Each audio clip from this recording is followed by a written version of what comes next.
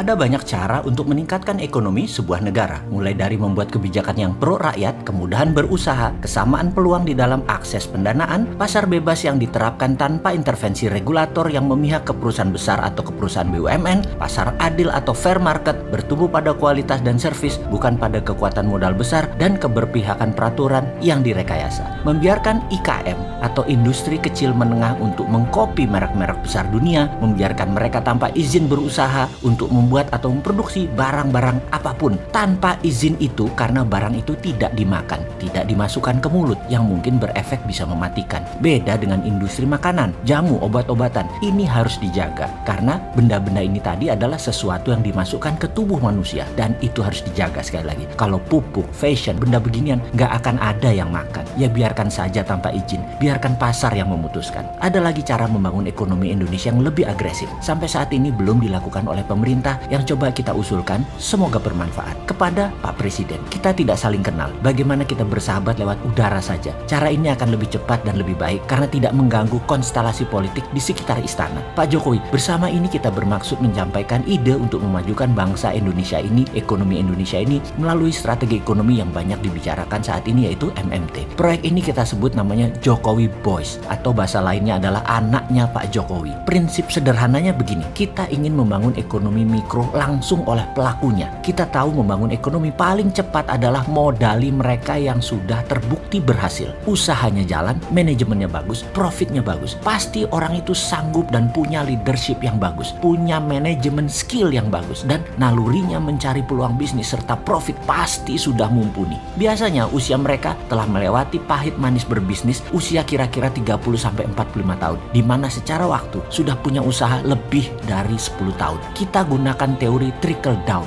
yaitu kita modali dia, modal yang di atas, dengan kemudian mereka akan membangun bisnis dengan mitra-mitra UKM sebagai suppliernya. Cara ini akan lebih cepat membangkitkan ekonomi kerakyatan. Jokowi Boys adalah program. Kita mencari di setiap kabupaten 1-5 orang yang akan kita berikan modal. Lalu di tingkat provinsi ada 1-5 orang. Di setiap provinsi juga akan negara modali. Modalinya bagaimana maksudnya? Kita berikan mereka standby loan. Loan ini sangat rendah biaya bunganya, bahkan boleh 0 atau hanya biaya administrasi bank. Setiap orang di tingkat provinsi dapat standby loan 1 triliun misalnya. Uang tersebut baru cair kalau ada counterpart dalam tanda petik, misalnya dia beli hotel, bangun pabrik, menambah aset produktif lainnya. Bank yang mencairkan dana tersebut akan memegang aset tersebut sampai lunas tentunya. Kelincahan standby loan ini akan membuat setiap daerah bisa bertumbuh dengan menggelontorkan dana ke mereka yang sudah pengalaman dan terbukti berhasil. Syarat lain Pak Jokowi Boys ini adalah bukan orang yang itu-itu lagi. Cari kader baru. 5 dikali 33 provinsi itu sekitar 150-an orang, dan 5 dikali 400-an kabupaten kota adalah sekitar 2000-an orang. Manusia unggul tentunya. Provinsi sampai 1 triliun, di kabupaten kota kita berikan sampai 500 miliar. Dan program ini adalah program 4 tahun ke depan. Total nilai investasinya sekitar 1.150